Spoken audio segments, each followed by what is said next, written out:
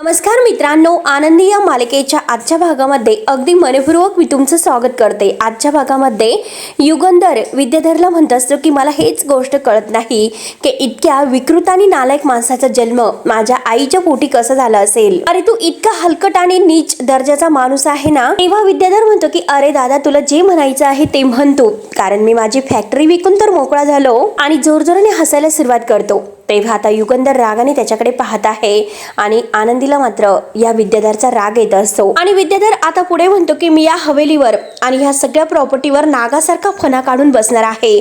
बघू कोण मला आता बाजूला करत आहे, कारण मी ठिणगी नाही तर आग आहे, विष नाही तर अख्खा नाग आहे। आणि तोऱ्यात मात्र आता विद्याधर आणि धनश्री आतमध्ये निघून जातात। तर आता युगंधर आनंदीला म्हणतो की हे बघ आनंदी, माझा भाऊ मात्र तुझ्याबरोबर उर्मटासारखं हे असं वागला, अगदी तुझ्यावर अत्याचार केलेत, त्याबद्दल मात्र मी मनापासून दिलगिरी व्यक्त करतोय। आणि हे बघ तू आज जे काही केलंस ना, त्यामुळे माझी आबरू तर वाचलीच। आणि हे बघ यापुढे मात्र आपला जीव धोक्यात घालून असं काही करण्याची खरंच अजिबात इच्छा नाही। आणि हे बघ आनंदी, यापुढे जर तुला काही लागलं, काही जरी तुला म्हणजे सांगायचं असेल तर तू थेट माझ्याकडे यायचं आणि स्पष्टपणे तुम्हाला म्हणायचं, हो की नाही। तेव्हा आता आनंदी म्हणते की हो हो मालक साहेब। तेव्हा आता युगंधर मात्र रूम मध्ये निघून जातो। तर सुनीता आता ही आनंदीला घेऊन आतमध्ये जात असते। तेवढ्या शिल्पा जोरात आनंदीला धरून ओढते आणि तिच्या गालगुच्च्या धरत तिला ओढते आणि म्हणते की झालं का तुझं समाधान? तुझ्यामुळे मात्र आता ह्या निंबाळकरांच्या दोन भावांमध्ये आज फूट पडली। आज मात्र तू एकाच रक्ताच्या दोन भावांमध्ये अगदी उघड उघड तू विष कालवलेला आहे त्यांच्या नात्यामध्ये। आणि प्रत्येक वेळेस मात्र मी माझ्या भावांना एकमेकांच्या जीवावर उठताना बघितलेलं आहे आणि ते फक्त आणि फक्त अवधेसे तुझ्यामुळे झालेलं आहे। म्हणून आता ही शिल्पा आनंदीवर अगदी सगळं काही आरोप करत असते। बिचारे आनंदीची काही चूक नसताना कायम तिला आता शिल्पा दोषी ठरवण्यासाठी खूप काही प्रयत्न करायला तर तिचे चालूच असतात। आणि हे तर सत्यच आहे की दोन भावांच्या मध्ये मात्र आता जमीन जुमला हे जे काही आहे त्यामध्ये फूट पाडण्यात ही तुझ्यासारखी आणि ह्या मालमत्तेमध्ये तुझ्यासारखी कुलक्षणी बाई तर कधीच येऊ नये। आणि दोन सख्खे भाऊ वैरी होतात आणि आज हा जो काही इतिहास आहे तो मात्र निंबाळकरांच्या घरामध्ये आज तू आल्याने लिहून ठेवलेला आहेस आणि तू आल्याने हे सर्व घडलेलं आहे।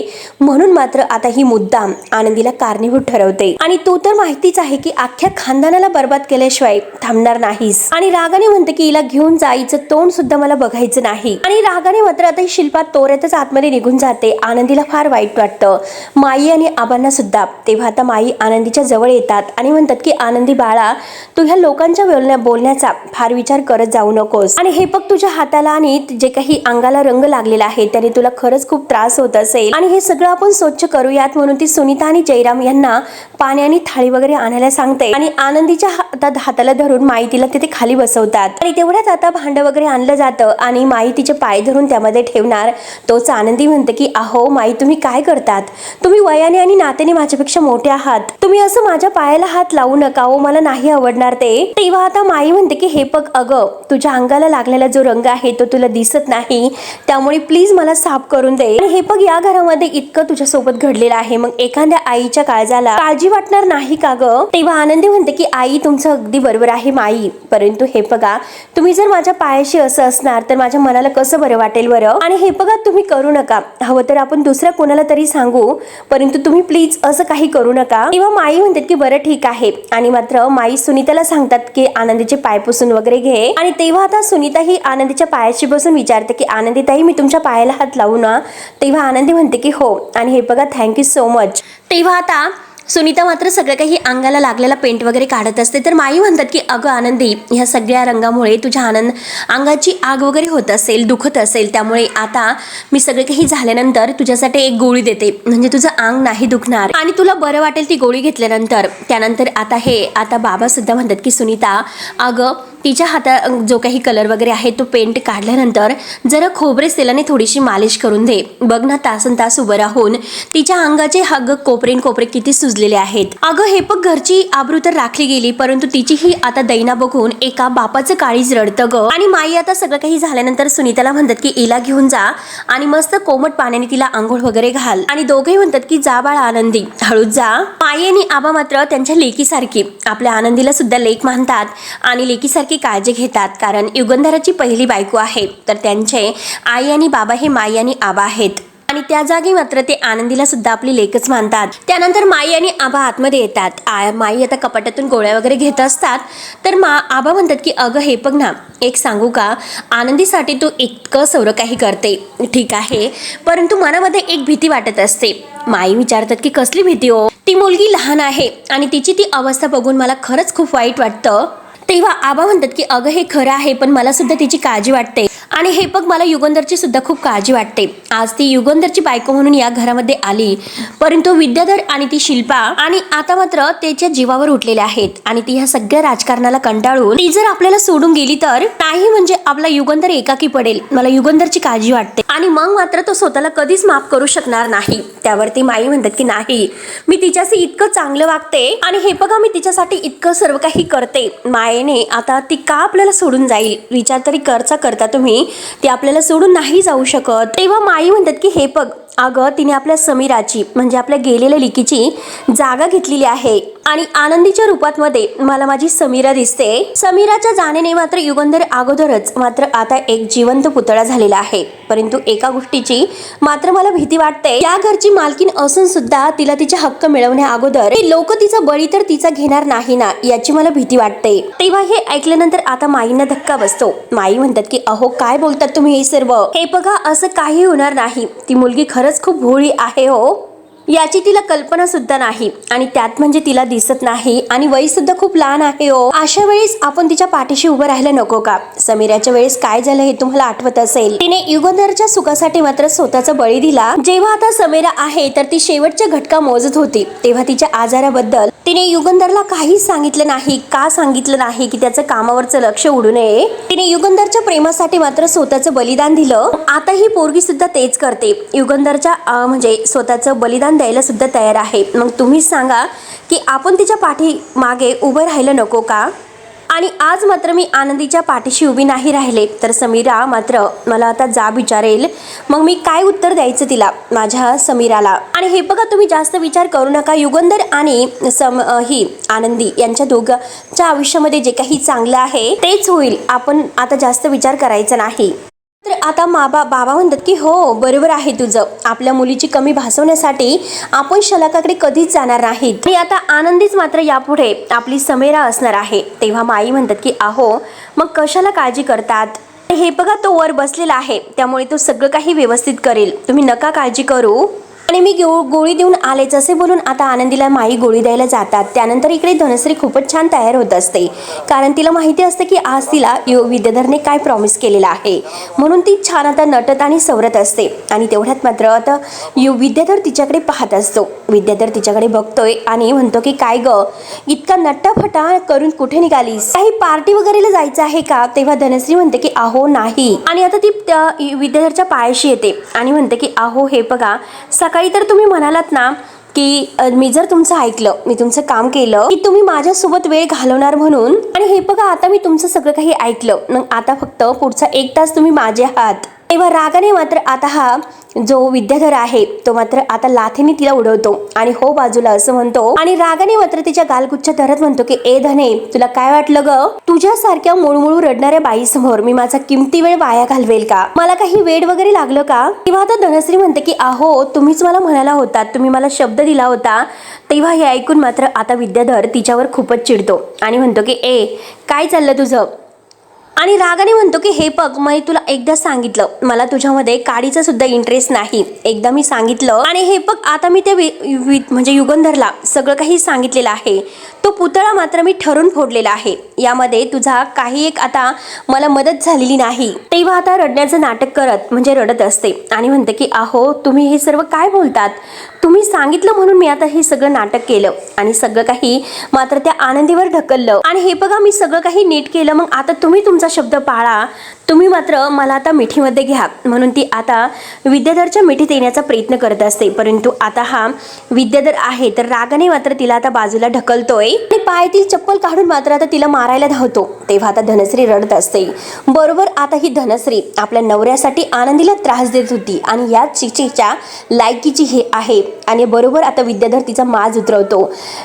विद्याधर तिला आता पायातील चप्पल काढून, मी माझा शब्द कधीच फिरवत नसतो आणि हा खाली जो काही घोळ तू करून ठेवलेला आहे ना, हा सगळं काही तुझ्या आणि तुझ्यामुळे झालेला आहे. तर तुझ्यामुळे मात्र युगंधरकडून मला काय नाही ते ऐकून घ्यावं लागलं. हे सगळं काही तुझ्यामुळे झालेलं आहे. तर तू जर तुझं काम नीट केलं असतं तर तो खालचा घोळ झालेलाच नसता. आणि हे बघ, तू जर तुझं काम ना नीट व्यवस्थित केलं असतं तर मी विचार केला असता तुझ्या बरोबर वेळ घालवण्याचा, की काय करायचं काय नाही. परंतु तुझ्या मूर्खपणामुळे आज मात्र मी तुझ्या बरोबर जो वेळ घालवणार होतो तो एक तास कॅन्सल असेल.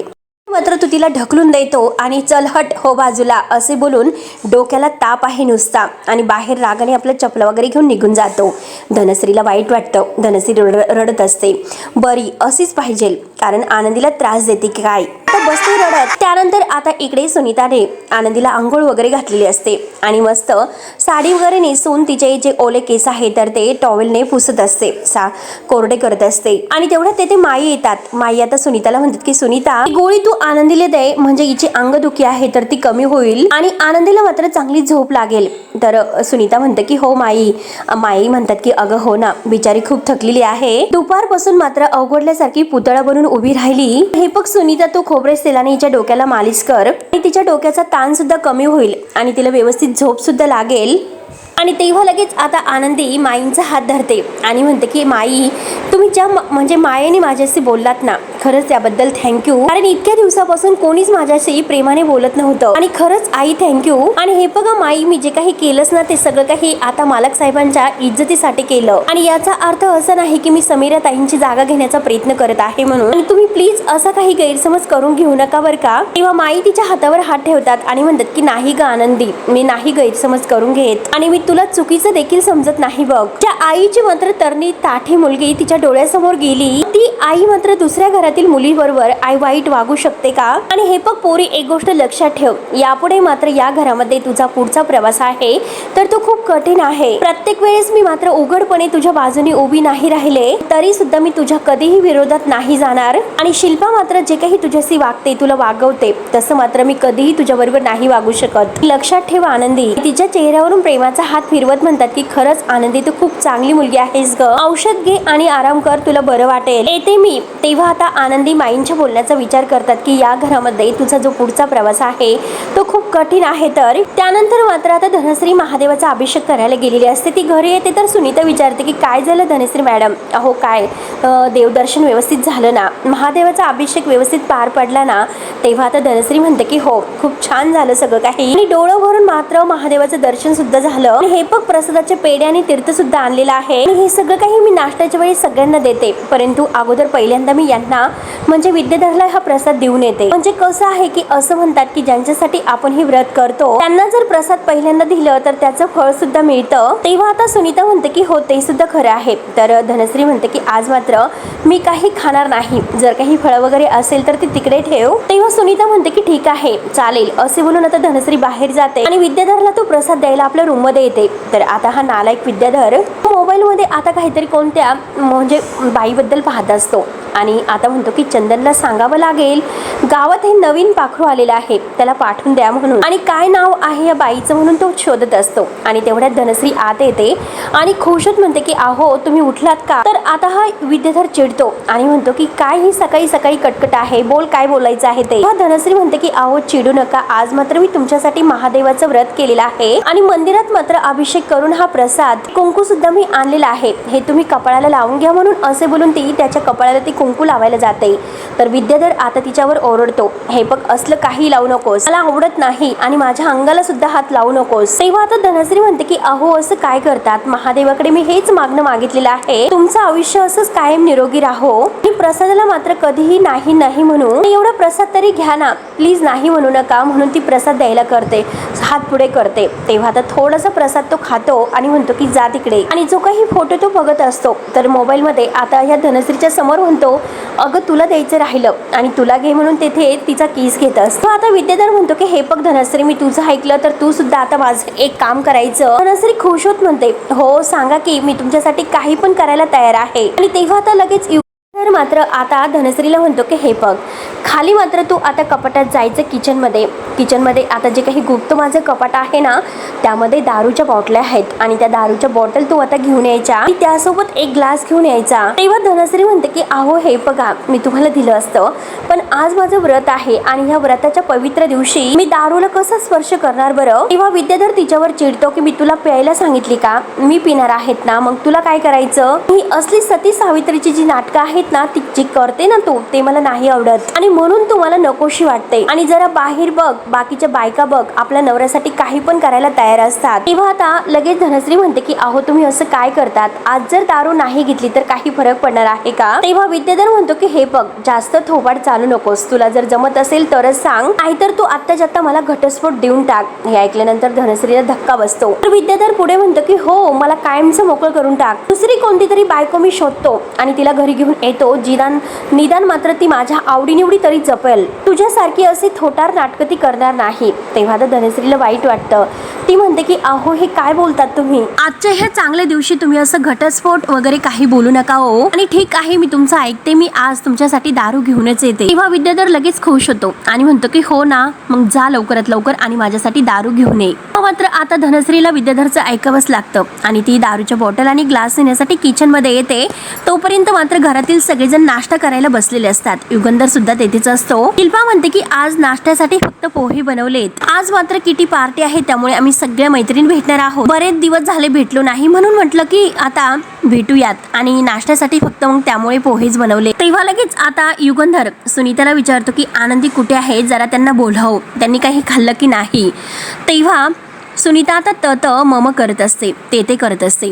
आता युगंधर विचारतो की काय झालं, ते का करते, त्यांनी काही खाल्लं की नाही. तेव्हा आता बाबा लगेच म्हणतात की हो सुनीता, जा लवकर तू आनंदीला घेऊन ये. कालपासून मात्र त्यांच्या जीवावर जो काही प्रसंग बेतलेला आहे हे आपल्यालाच कळायला पाहिजे, त्यामुळे आपण तिची काळजी घेतली पाहिजे. तेव्हा सुनीता मात्र शिल्पाला घाबरत असते. तर आता माई म्हणतात की सुनीता, मालक साहेब काय सांगतात, आनंदीला मात्र सन्मानाने येथे घेऊन ये म्हणून. कालच्या त्या प्रसंगामुळे मात्र तिच्या पोटामध्ये पाणी गेलं असेल की नाही कुणास ठाऊक. तेव्हा सुनीता म्हणते की ठीक आहे माई, मी आत्ताच घेऊन येते. तेव्हा आनंदी मात्र किचन मध्येच असते. तर सुनीता लगेच आता तिच्या हाताला धरते आणि आनंदीला समोर घेऊन येऊन म्हणते की मालक साहेब, आनंदी मॅडम आल्यात. तेव्हा लगेच आता युगंधर आनंदीला विचारतो की काय झालं, तुझी तब्येत वगैरे आज बरी आहे ना, काल मात्र तू जो काही कलर वगैरे लावलेला होता त्याने काही अंगाची आग वगैरे होते का, काही त्रास वगैरे होतो का. तेव्हा आता आनंदी म्हणते की नाही मालक साहेब, काही त्रास नाही. तेव्हा आता युगंधर मात्र विचारतो की आनंदी, तू काही खाल्लेला आहेस की नाही काही.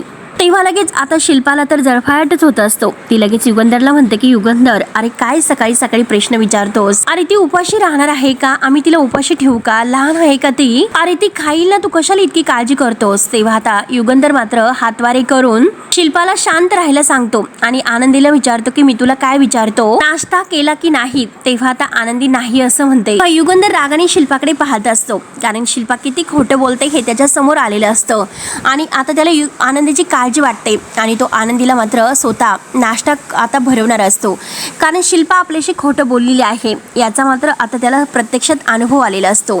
तेव्हा तो आनंदीकडे पाहतो आणि आनंदी मात्र खाली पाहत असते. माई आणि आबा यांना शिल्पाचा फारच राग येत असतो, कारण शिल्पा प्रत्येक गोष्टीला आनंदीला त्रास देण्याचाच प्रयत्न करत आहे आणि याचा मात्र त्यांना खूपच राग येतो. परंतु आता हे सगळं काही युगंधरच्या सुद्धा लक्षात यायला सुरुवात होते, कारण युगंधर आता आनंदीची खूप काळजी घ्यायला तयार असतो. तेव्हा मित्रांनो, हा भाग येथे संपतो. पुढील भागामध्ये तर सगळेजण मात्र नाश्ता वगैरे करत असतानाच मात्र विद्याधर तेथे आलेला असतो, कारण आता ह्या धनश्रीने अजूनपर्यंत दारू काही आणलेली नसते. रागरागाने जेव्हा तो खाली येतो तेव्हा धनश्री मात्र घाबरूनच आता सगळ्यांच्या नकळत दारूच्या बॉटल आणि ती दारू ग्लासमध्ये ओतून घेऊन जात असते आणि तेवढ्यात तिच्या हातातील जो ग्लास आहे तर तो खाली पडून फुटला जातो. आता युगंधर तेथे आणि घरातील सगळेजण उभे राहतात. तर विद्याधर येतो आणि आता युगंधर म्हणतो की दारू दारू. तर लगेच आता हा विद्याधर धनश्रीच्या हाताला धरून तिला मागे ओढतो आणि विद्याधर रागाने युगंधरला विचारतो की काय झालं. तर युगंधरला फार राग आलेला असतो. तो म्हणतो की काय बायकोला दारू आणण्यासाठी सांगतोस का. तर विद्याधर म्हणतो की माझी बायको आहे, मी काही पण करेल. तेव्हा मात्र आता युगंधरला फारच राग येतो. युगंधर रागाने मात्र एक नाही तर दोन त्याच्या कानासिलात